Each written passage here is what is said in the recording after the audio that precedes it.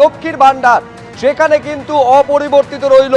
এই লক্ষ্মীর ভান্ডারে আপনারা জানেন গত বছর ডাবল করা হয়েছিল, 500 টাকা বাড়িয়ে 1000 টাকা করা হয়েছিল। তপশিলি জাতি উপজাতিদের জন্য 1000 টাকা 1200 টাকা গত বাজেটে করা হয়েছিল, কিন্তু এবার লক্ষ্মীর ভান্ডারে বরাদ্দ অপরিবর্তিত রইল। কোনো বরাদ্দ বৃদ্ধি লক্ষ্মীর ভান্ডারের ক্ষেত্রে হলো না।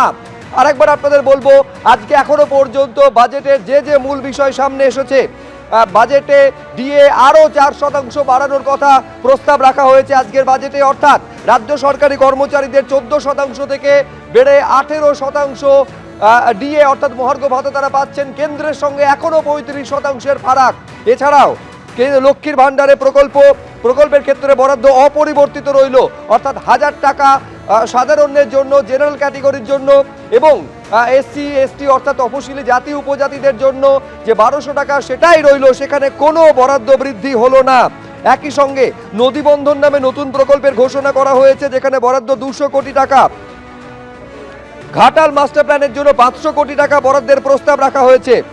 আশা অঙ্গনবাড়ি কর্মীদের মোবাইল ফোন দিতে 200 কোটি টাকা বরাদ্দ ঘোষণা করা হয়েছে, এই প্রস্তাব রাখা হয়েছে। বাংলার বাড়ি প্রকল্পে অতিরিক্ত 16 লক্ষ উপভোক্তাদের জন্য 9600 কোটি টাকা বরাদ্দের কথা বলা হয়েছে, এই প্রস্তাব রাখা হয়েছে। আপনারা জানেন যে বাংলার বাড়ি প্রকল্পে রাজ্য টাকা দেবে, এই কথা ঘোষণা করেছিলেন মুখ্যমন্ত্রী মমতা বন্দ্যোপাধ্যায়, এবং গত বাজেটে এই ঘোষণা করা হয়েছিল, তখন 11 লক্ষের জন্য করা হয়েছিল, এবং এই বাজেটে আরও 16 লক্ষে উপভোক্তাদের জন্য 9600 কোটি টাকা প্রস্তাব রাখা হয়েছে। আরও 350টি সুফল বাংলা স্টল তৈরির জন্য 200 কোটি টাকা বরাদ্দ করা হয়েছে, এবং লক্ষ্মীর ভান্ডারের প্রকল্পে বরাদ্দ বাড়ানো হবে এই প্রত্যাশা যখন বিভিন্ন অংশ থেকে সামনে আসছিল, সেখানে কিন্তু লক্ষ্মীর ভান্ডারে যে 1000 টাকা জেনারেল ক্যাটেগরি অর্থাৎ সাধারণের জন্য দেওয়া হয় এবং 1200 টাকা যেটা তপশিলি জাতি উপজাতিদের জন্য দেওয়া হয়ে থাকে, সেখানে কোনো বরাদ্দ বৃদ্ধি হলো না। উজ্জ্বল মুখোপাধ্যায় আরো আপডেট নিয়ে আমাদের সঙ্গে রয়েছেন। উজ্জ্বল, দেখো, আমরা আগেই বলেছি যে এবারের বাজেটে সবচাইতে উল্লেখযোগ্য দিক তা হচ্ছে ডিএ 4% হারে ডিএ বৃদ্ধির কথা ঘোষণা করা হলো, এবং একেবারে বাজেট বইতে উল্লেখ করা রয়েছে যে 14% ডিএ পেতেন সরকারি কর্মচারীরা, এখন সেই শতাংশ বেড়ে একেবারে 18% করা হচ্ছে। এই ঘোষণা কিন্তু রাজ্য বাজেটে করা হলো।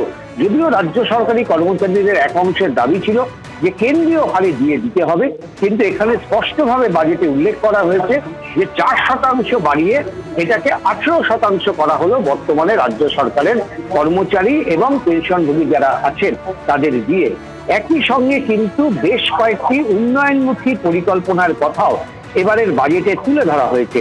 যেমন আমরা দেখতে পাচ্ছি যে এই যে বাংলার বাড়ি, যেটাকে নিয়ে কেন্দ্রীয় সরকারের সঙ্গে দীর্ঘদিন ধরে সংঘাত চলছে রাজ্য সরকারের, এবং আবাসের টাকা কেন্দ্রীয় সরকার দেয় না, এই অভিযোগ বারবার করেছেন, তাই নিয়ে দিল্লিতে দরবার করেছেন। আজকে কিন্তু বাজেটে ঘোষণা করা হলো যে 12 লক্ষ যোগ্য গরিব পরিবারকে পাকা বাড়ি প্রদানের লক্ষ্যমাত্রা ধার্য করা হয়েছিল আগেই, এবং এর জন্য 14,000 কোটি টাকা সেটা বরাদ্দ করা হয়েছিল, এবং এই পর্যায়ে 7,000 করে প্রথম দফার টাকা তারা ইতিমধ্যেই দেওয়া হয়েছে। কিন্তু দ্বিতীয় দফায় আরো 16 লক্ষ অতিরিক্ত যোগ্য পরিবারকে তারা বাড়ি দেওয়া হবে, এই ঘোষণা বাজেট বইয়ে করা হলো, এবং তাতে আরো 9,600 কোটি টাকা এটা কিন্তু বাজেট বরাদ্দে রাখা হয়েছে।